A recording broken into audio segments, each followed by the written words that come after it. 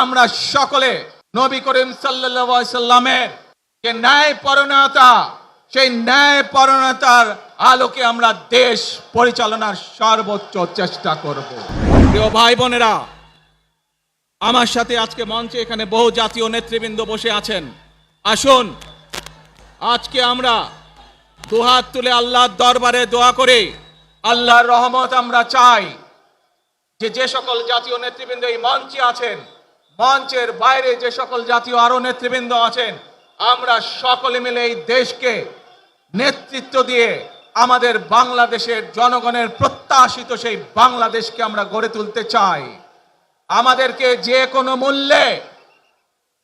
কোনো মূল্যে আমাদেরকে এই দেশের শান্তি শৃঙ্খলা রক্ষা করতে হবে। যে কোনো উস্কানির মুখে আমাদেরকে ধীর শান্ত থাকতে হবে। প্রিয় ভাই বোনেরা, আমরা দেশের শান্তি চাই, আমরা দেশের শান্তি চাই, আমরা দেশের শান্তি চাই। প্রিয় ভাই বোনেরা, মার্টিন লুথার কিং নাম শুনেছেন না আপনারা? নাম শুনেছেন তো আপনারা? মার্টিন লুথার কিং, তার একটি বিখ্যাত ডায়লগ আছে, আই হ্যাভ এ ড্রিম। আজ এই বাংলাদেশের মাটিতে দাঁড়িয়ে আপনাদের সকলের সামনে আমি বলতে চাই, বাংলাদেশ জাতীয়তাবাদী দলের একজন সদস্য হিসাবে আপনাদের সামনে আমি বলতে চাই, I have a plan for the people of my country, for my country. আজ এই পরিকল্পনা দেশের মানুষের স্বার্থে, দেশের উন্নয়নের জন্য, দেশের মানুষের ভাগ্যের পরিবর্তনের জন্য যদি সেই প্ল্যান, সেই কার্যক্রম, সেই পরিকল্পনাকে বাস্তবায়ন করতে হয়, প্রিয় ভাই বোনেরা, এই জনসমুদ্রে যত মানুষ উপস্থিত আছেন, এই সারা বাংলাদেশে গণতন্ত্রের শক্তি যত মানুষ উপস্থিত আছেন, প্রত্যেকটি মানুষের সহযোগিতা আমার লাগবে। প্রত্যেকটি মানুষের সহযোগিতা আমাদের লাগবে।